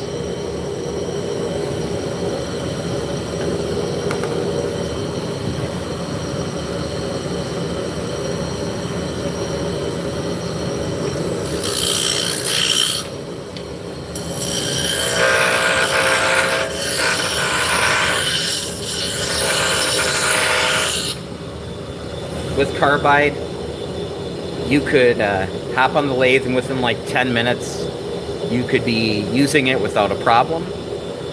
You know, more traditional tools, there's a little bit more to it than that.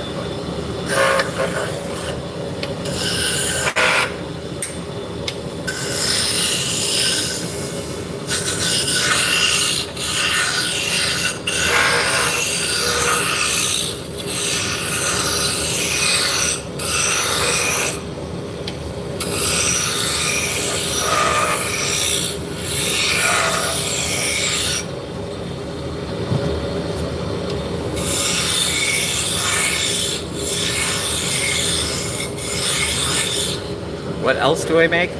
Well, if you look at my channel, I'm making a bunch of fretwork and let me go grab something.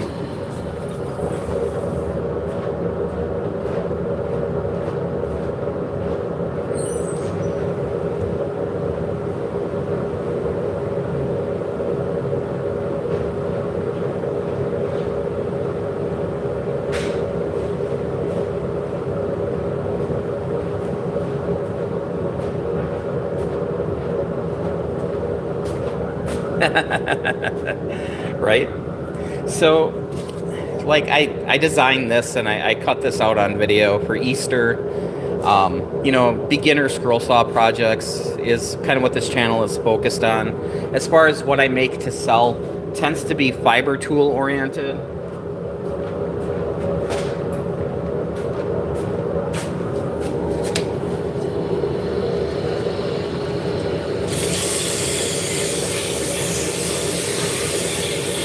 Do they make ceramic tooling?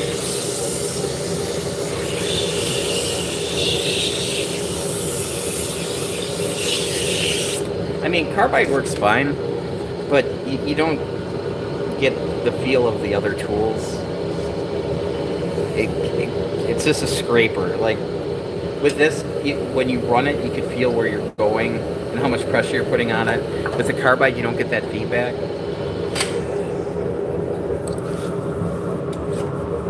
I can't put into words. It's got a different feeling to it.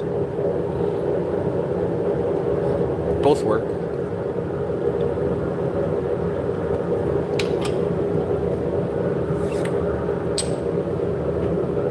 You know, I have both. I've got 2 sets of carbides. I've got these little ones.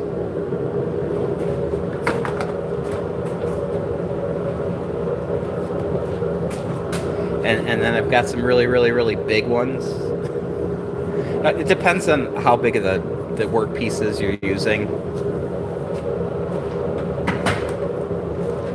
But yeah, there's something just about the traditional tooling that I like.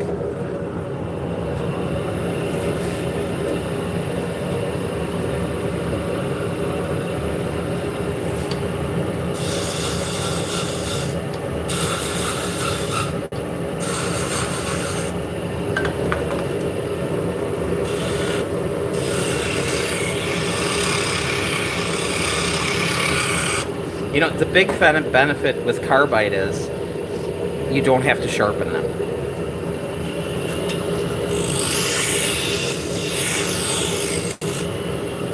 So with these, I use a slow speed grinder, and then I have CBN wheels, which are similar to like diamond wheels.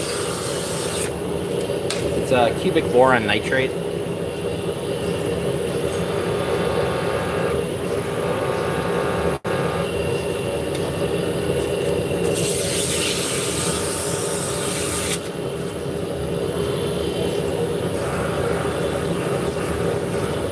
And there's a lot of different sharpening tools out there as well.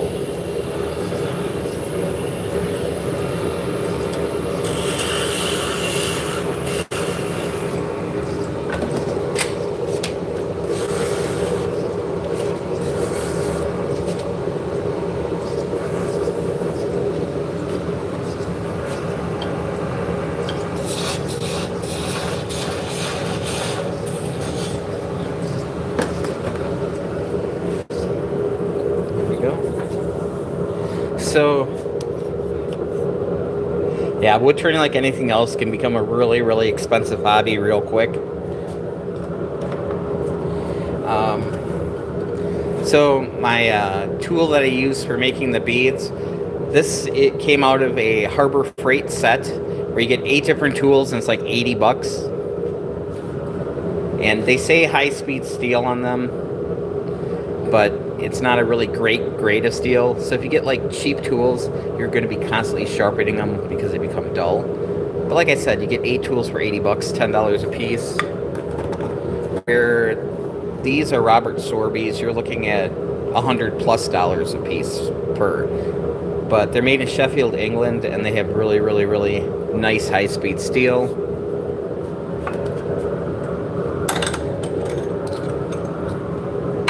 And there's a lot of different companies that make very nice tools as well.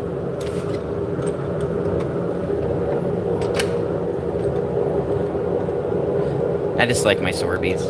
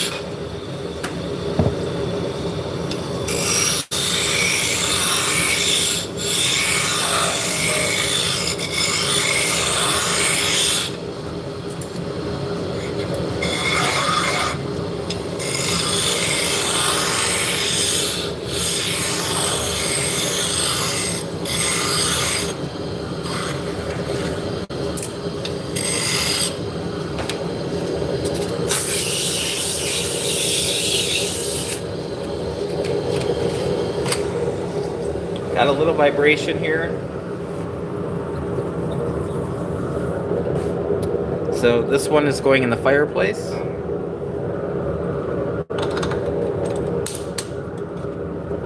There's a lot of internal stresses in wood, so they're not all going to turn out. You can do everything right and it's still not going to be good.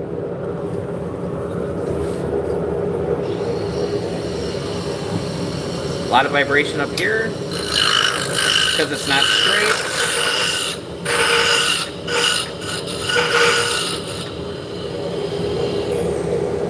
Much better.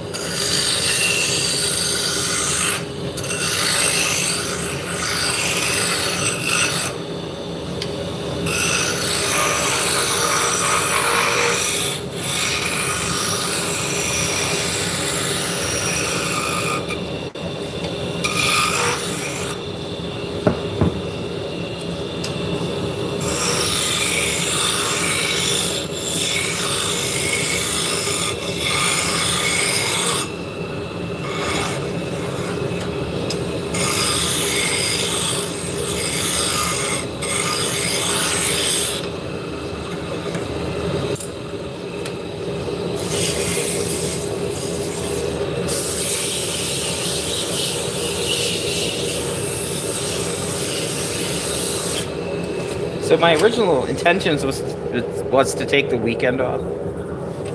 I took yesterday off, but then I got an email about a wholesale order that's going to Iceland, and I'm gonna be leaving in about a week to go to a show. So I want to get this order in the mail because it takes a while for it to clear customs, and I want them to get their stuff. So.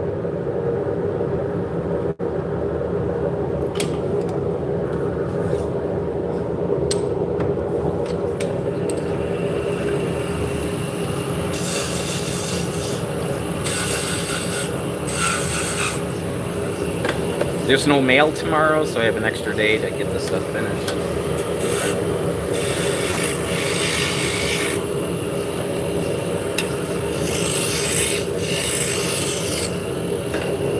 And then we have a show coming up in Asheville, North Carolina. It's actually in Fletcher, but it's close.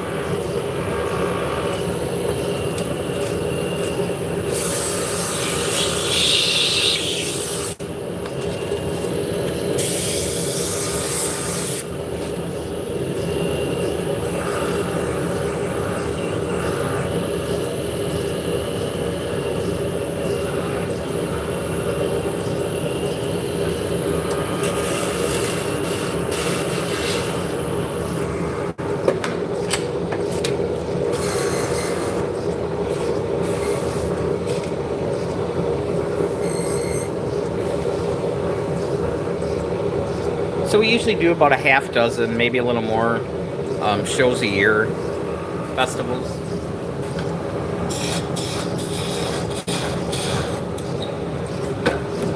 And then we sell online. We have our own website, and then we have an Etsy shop. And then we also do limited wholesaling.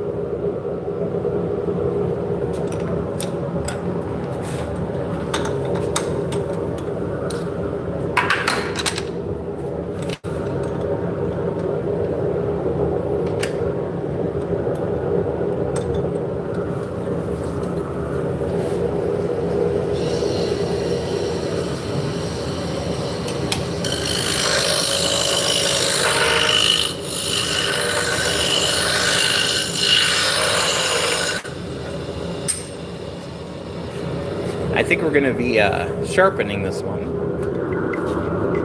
So come over here.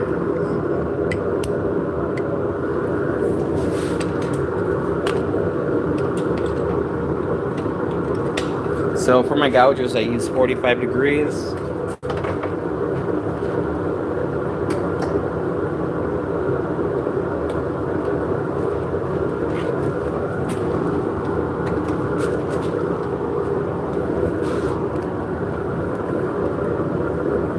So I like to take a Sharpie and just mark my cutting edge toe pick to make sure when I'm grinding the tip.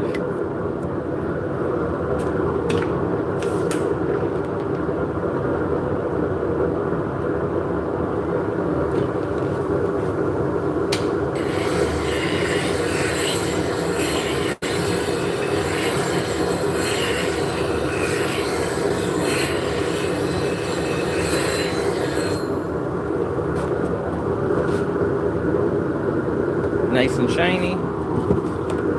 And since I have it set up, I'm going to sharpen my other gouge.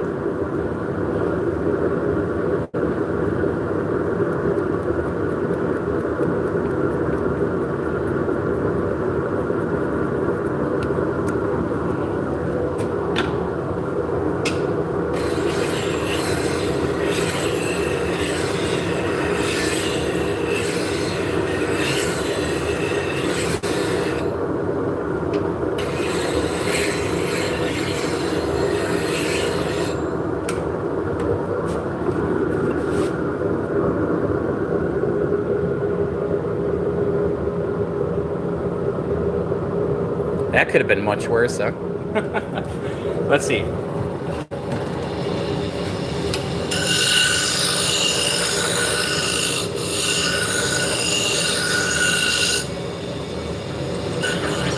Better.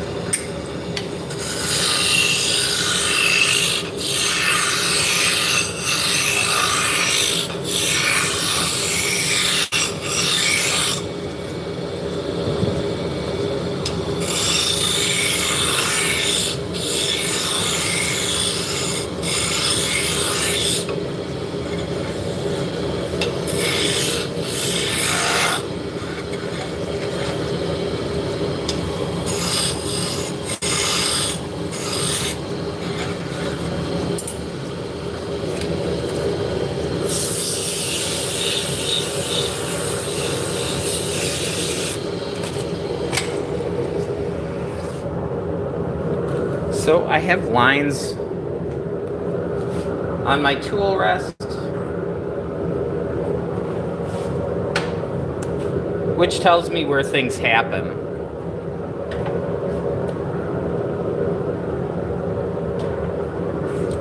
So these black lines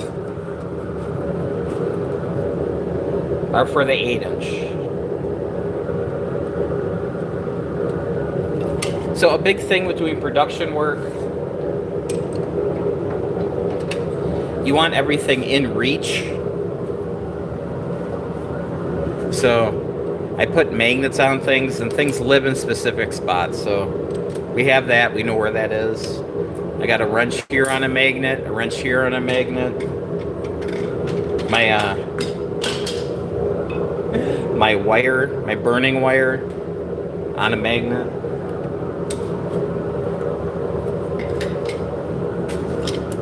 My pencil has a magnet.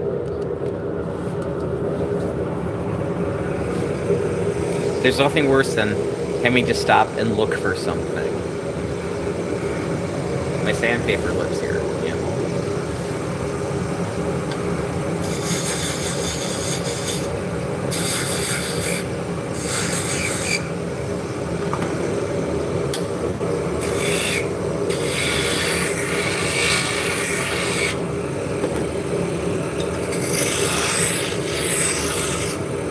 My tools have spots.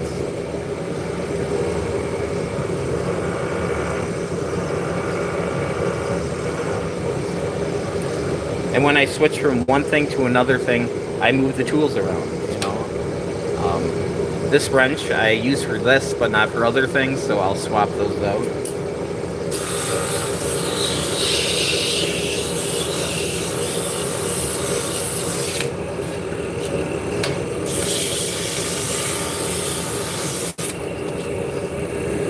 Alright, now we're going to burnish.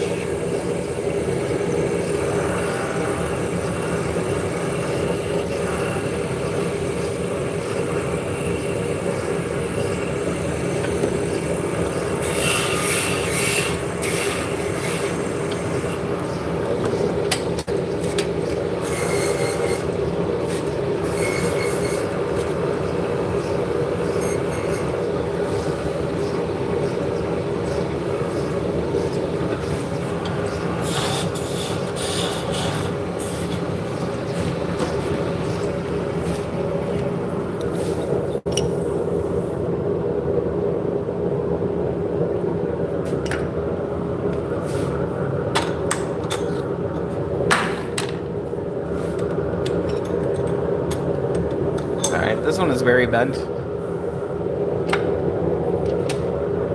We're going to flip it around the other side. Yeah, this grain is kind of cutting through this way.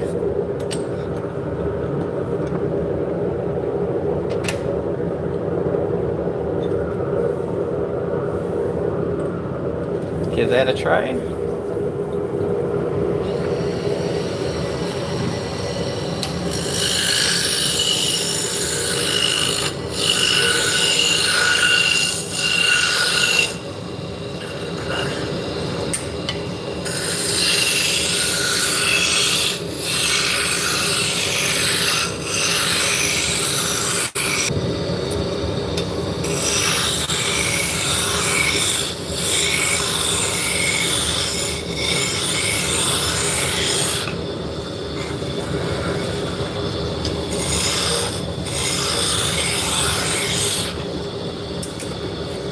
Hey, DM. Thank you. If you got any questions, let me know.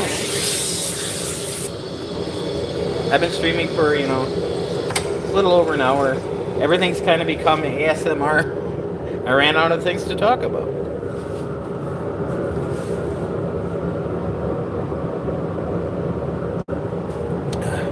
Well, let's take a slight break from here, and we'll go over and switch over the 3D printing stuff.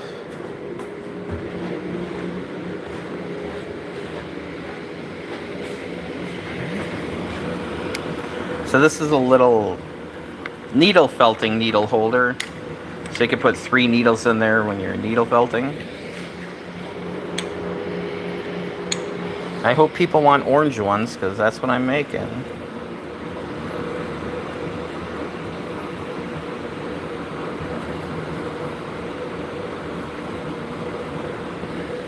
Come over here. So I give away little sheep with the packages I send out, and I also have a bowl of these at the shows for people to take. For that, I'm using this old King printer. This is Engelbert.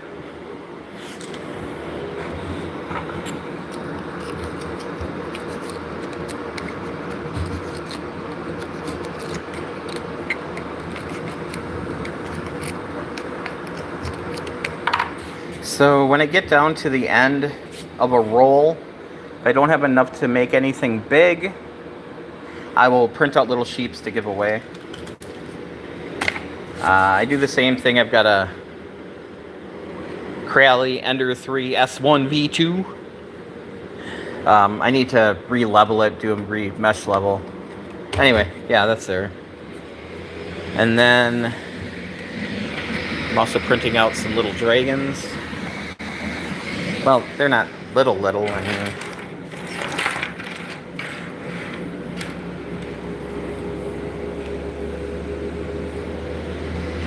So hopefully this will be my last year making dragons, but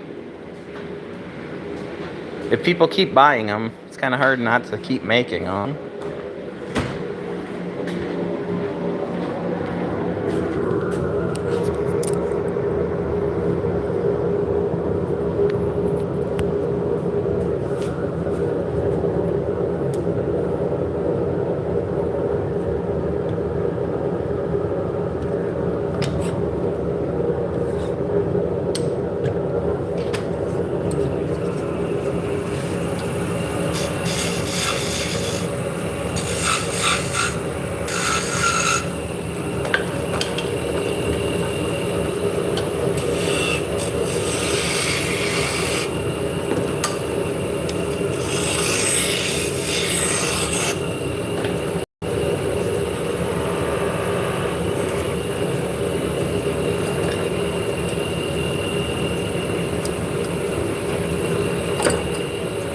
So the burning wire I'm using is just picture frame hanging wire that I took 2 strands off of and then applied them together to make it a little bit thinner to burn the size that I want. A lot of people use guitar strings.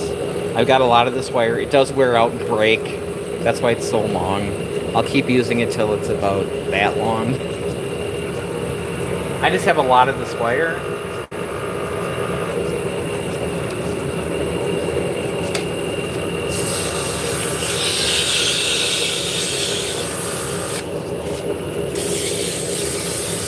It's really not costing me anything. I've already bought it.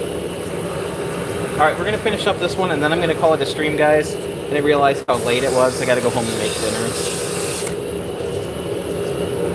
So for lunch, we had T-bone steaks. So for dinner, I think I'm going to make chip beef.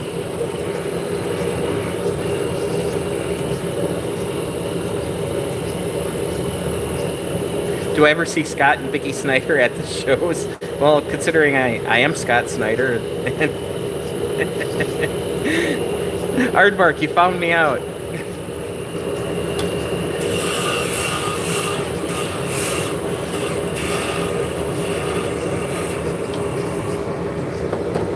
You found my other channel.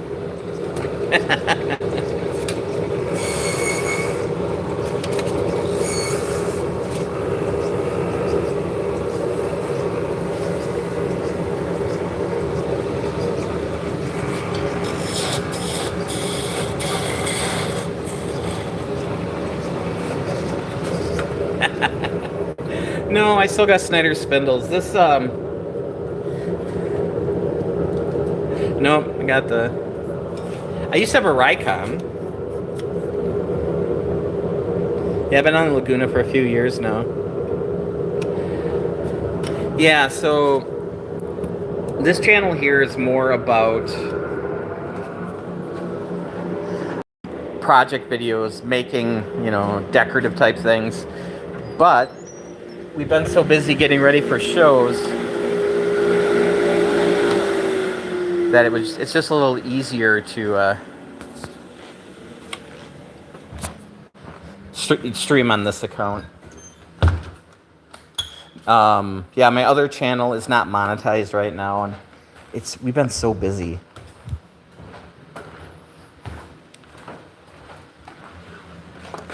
So yeah, we've been in this building